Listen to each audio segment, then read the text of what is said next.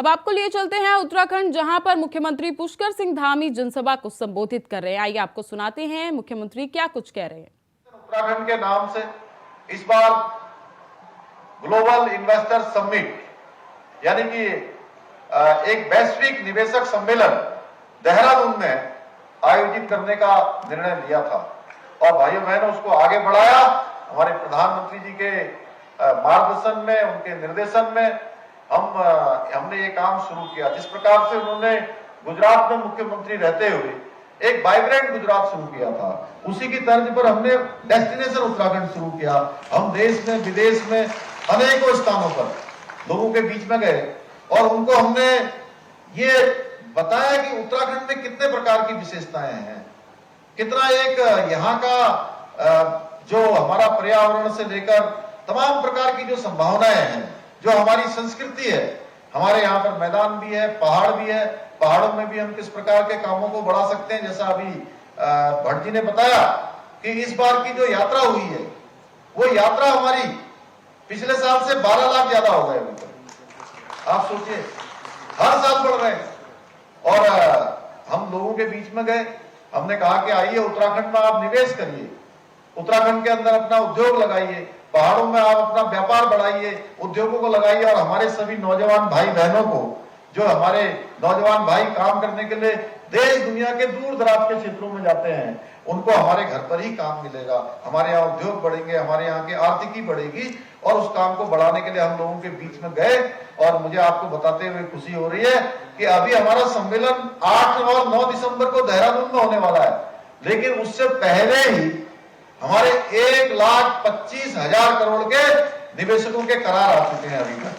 और ये संख्या लगातार बढ़ने वाली है और जो निवेशकों की लंबी लाइन लगी हुई है।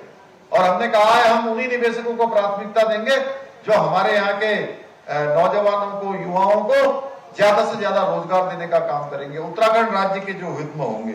लेकिन मैं बताना चाहता हूं कि इन सब के लिए जो हमारा बुनियादी ढांचा है, वो बुनियादी ढांचा मजबूत होना चाहिए। इसलिए हम rail connectivity, road connectivity, ropeway connectivity, इसके साथ साथ ऊर्जा एवं जल संरक्षण के क्षेत्र में विशेष रूप से हम ध्यान कर रहे हैं, विशेष रूप से ध्यान दे रहे हैं।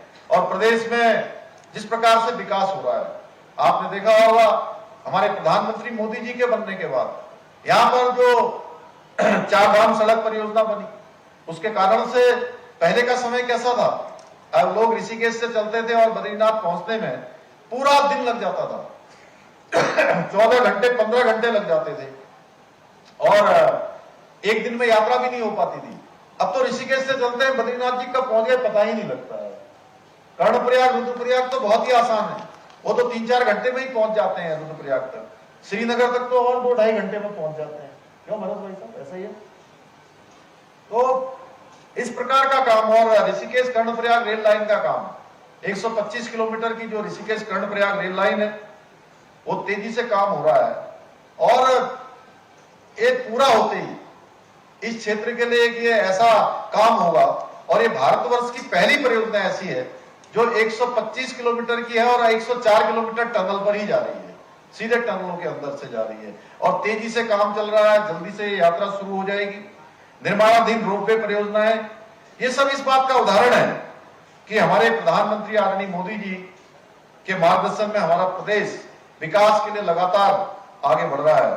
भाइयों बहनों, हमने उत्तराखंड को देश का विकसित राज्य बनाने के लिए ये विकल्प रहित संकल्प लेकर हम चल रहे हैं और हमने कुछ पड़ाव इसके पार कर लिए हैं और अभी बहुत सारे पड़ावों पर हमें काम करना है, पार करने हैं।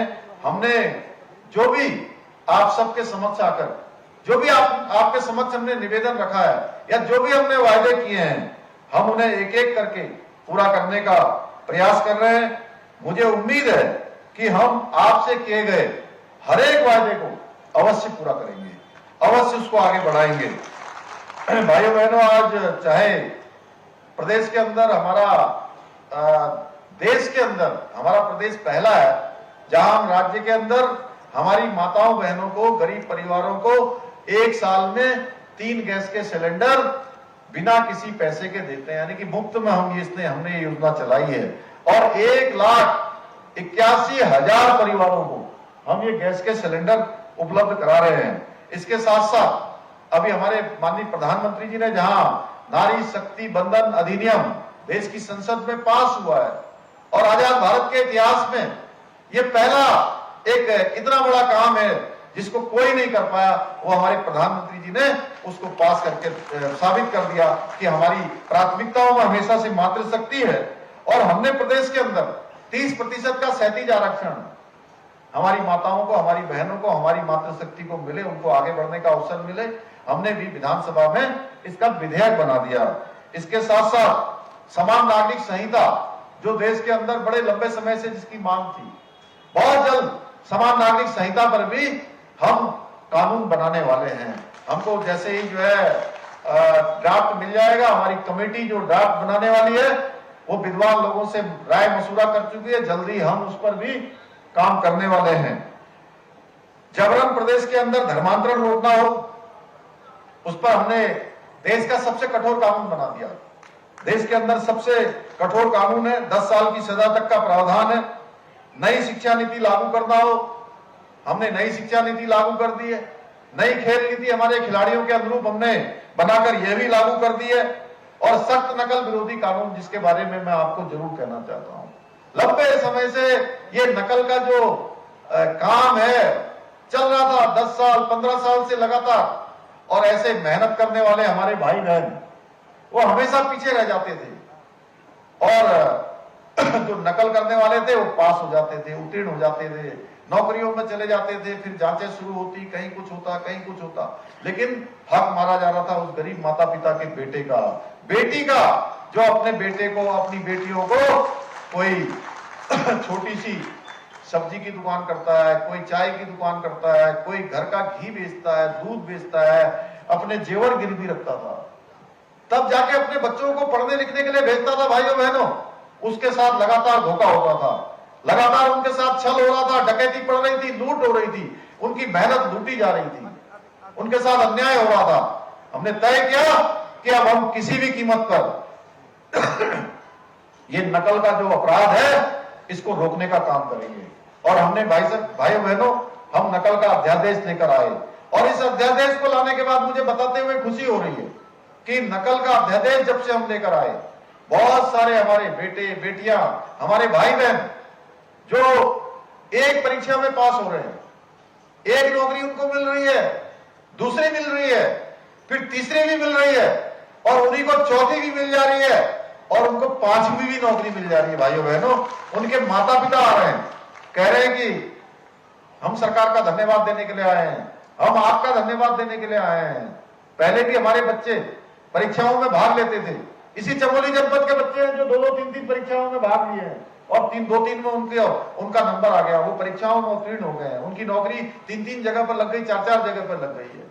भाइयों बहनों, संतोष होता है कि आप सबकी ताकत के कारण से शुरुआती दिनों में हमें बड़ी परेशानी हुई कि हम जब इस नकल के अपराध को रोकने का जब हम प्रयास कर रहे थे, बहुत बड़े बड़े नकल माफिया आगे आ गए, बड़ी बड़ी पहुंच अपनी बताने लगे। हमने कहा हम किसी भी कीमत पर अपने बेटे बेटियों के, अपने भाई बहनों के भविष्य के साथ खिलवाड़ नहीं होने देंगे, हर कीमत पर हम इस पर कार्रवाई करेंगे और हमने कार्रवाई करी। भाई बहनों, आज 100 से भी ज्यादा लोग इस नकल के अपराध में जेल की सलाखों के पीछे चले गए हैं और 5.5 लाख हमारे प्रदेश के प्रतिभागी परीक्षाओं में भाग लेकर आज वो जो है उनके अंदर एक आत्मविश्वास पैदा हुआ है। हमारे नौजवान भाइयों बहनों से मैं कहना चाहता हूं कि सब लोग मेहनत से पढ़ाई लिखाई करें। अपनी ये आपने सुना मुख्यमंत्री पुष्कर सिंह धामी को, जिन्होंने प्रदेश के हित में बहुत सी घोषणाएं भी करी और जनसभा को संबोधित किया।